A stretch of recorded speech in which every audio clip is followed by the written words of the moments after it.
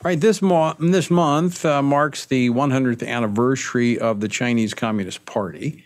And as the CCP holds celebrations and sings the praises of communism, one governor in the United States wants to make sure that the voices of those who have suffered at the hands of communism are not drowned out by the CCP. Joining me to talk about this and more is Nebraska Governor Pete Ricketts, who has designated July as Victims of Communism Remembrance Month. Governor, welcome back to the program. Thank you very much. Thanks for having me on. So, Governor, what prompted you to issue this declaration? Well, with the 100th anniversary of the CCP, I knew that the CCP would be looking to sing their own praises, as you were talking about. And I wanted to make sure that people remembered that the implementation of communism has led to nearly 100 million deaths worldwide. To put that in perspective, more people have died at the hands of communist regimes than died in World War I and World War II combined. And this includes about 65 million in China, about 20 million in the Soviet Union, 2 million in Cambodia, 2 million in North Korea, about 1 million in Eastern Europe. And we need to remember those stories. And so highlighted that in my hearing room with, for example, one of our teammates whose uncle was killed in Russia just for having a shortwave radio. There was no trial, nothing. When the shortwave radio was discovered, he was just shot on sight. And that is what communist regimes do. They deprive people of their rights, and whether it's by shooting, hanging, or mass starvations, millions of people die.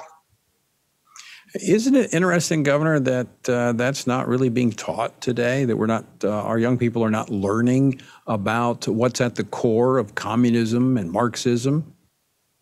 Yeah, it really is something that we needed to focus on as parents, because we're primarily responsible for our kids' education, to pick up if the schools are going to drop the ball on teaching this.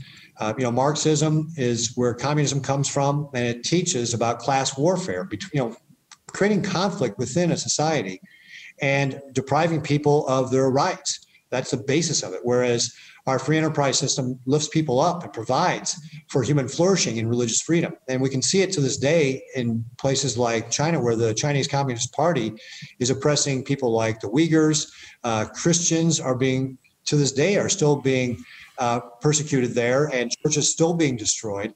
And that's what we need to make sure our young people know, to when they see what the propaganda the CCP is putting out, to know the true story of what it means to live under communist oppression.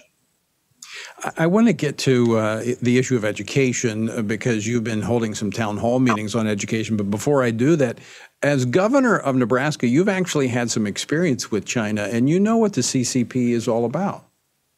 Yeah, one of the things that we did when I became governor is we went on trade missions to China, and it really was an eye-opener to see how the Chinese government operated. We had people, for example, on my trade mission that were harassed and followed and surveilled, had their rooms broken into, and that sort of thing. And that's when I was supposed to be a welcome guest. And certainly when President Trump tried to rearrange, or try to create a level playing field with regard to our trade relationships, it really highlighted how the Chinese have been taking advantage of us. And the Chinese Communist Party was continuing to steal, for example, our intellectual property. So we really have to take a longer view of what our relationship with China will be like, and take into consideration all these factors, the human rights, the intellectual property, the trade, security. All these things have to be considered as a whole, to make sure that we've got an appropriate relationship with China, that we get them to start behaving according to international norms, and really not letting them take advantage of us like they have for so many years. Well, I, for one, Governor, appreciate you taking this opportunity to educate not just the citizens of Nebraska, but really as a governor. I hope some of your other colleagues in some of the other states would follow suit, because where the schools are failing, maybe, as you said, clearly parents are the ultimate responsibility, but maybe governors could prompt those parents to have these conversations with the facts of what communism means in terms of not just our freedom, but life and death when you talk about the 100 million that lost their lives in the 20th century to communism. But speaking of education, you've been hosting some town hall meetings, Protect Our Kids and School town hall meetings. We talked about this a couple of months ago. Tell our listeners what's going on there in the schools in Nebraska. Yeah, so our State Board of Education, which does not report to me, they're a separately elected board, is actually who's responsible for our Department of Education and setting the standards for our schools. And they've recently put out some draft standards that involve sex education that really would sexualize our children. And some of the stuff is just truly shocking. Some of it's non-scientific, some of it's politically charged, some of it's things that really just should be taught at home by the parents.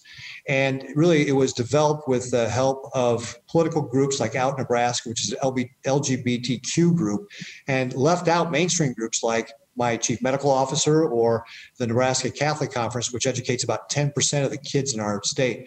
So I've been calling for those standards to be scrapped. And because the state board does not report to me, it really needs parents to get involved and reach out to the State Board of Education, to attend their meetings, to give input on this, to get local school boards to pass resolutions against these sex education standards that really are sexualizing our children. In fact, when I talked to one pediatrician, she told me that these standards were really grooming 101. And it really is just, again, the material is just shocking. So the first thing I do is just tell people, go read the standards and you'll be horrified about what's in them. And that's where we have to act and get the state board to really reconsider what they've done. Governor, very quickly, we've got a lot of listeners in Nebraska. What can they do to help you? Well, first thing, go to the Department of Education's website, education.ne.gov, and read the standards. And then contact your State Board of Education member. You can find that on that website as well. There's also an email address, ned.standardsinput@nebraska.gov, and they can send an email that way. State senators have put together a model resolution to take to your school board. Do that. Sign up to my website, governor.nebraska.gov, to get updates. And just really stay on top of this issue because it's going to be evolving over the next several months. And it's important that we get the State Board of Education to have these standards. There's no fixing them. They just have to be dropped. All right. We'll encourage folks to do that. Governor, thanks so much for joining us today. Great to talk with you. Great. Thank you very much for having me on, Tony. I appreciate it.